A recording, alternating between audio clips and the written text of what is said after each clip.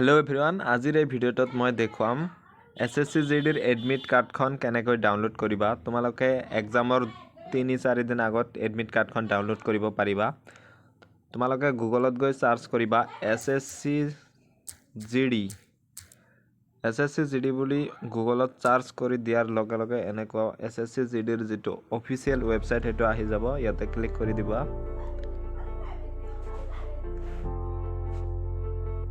next তোমালোকে দেখিবলৈ পাবা ইয়াতে লগইন और रेजिस्टर ইয়াতে ক্লিক কৰি দিবা ঠিক আছে লগইন और रेजिस्टरত ক্লিক কৰি দিয়াৰ পিছত ইয়াতে চাব পাৰিছা ইউজাৰ নেম পাসওয়াৰ্ড ইউজাৰ নেমটো তোমালোকৰ ৰেজিষ্ট্ৰেচন নাম্বাৰটো হ'ব ৰেজিষ্ট্ৰেচন নাম্বাৰটো ইয়াতে ফিল কৰি দিবা नेक्स्ट তোমালোকে ফিল কৰি দিবা পাসওয়াৰ্ডটো তাৰ পিছত ইয়াতে চাব পাৰিছা ক্যাপচা কোড ফিল কৰিব লাগিব ইয়াতে সেম লিখি দিবা ওপৰটো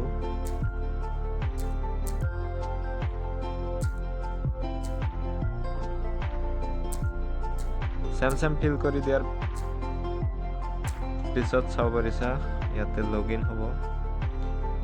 লগইন হোৱাৰ পিছত তোমালোকে তললৈ স্ক্ৰল ডাউন কৰি যাবা ইয়াতে এডমিশন সাৰ্টিফিকেট বুলি আছে ইয়াতে ক্লিক কৰি দিবা ইয়াৰ পিছত ইয়াতে চাব পাৰিছা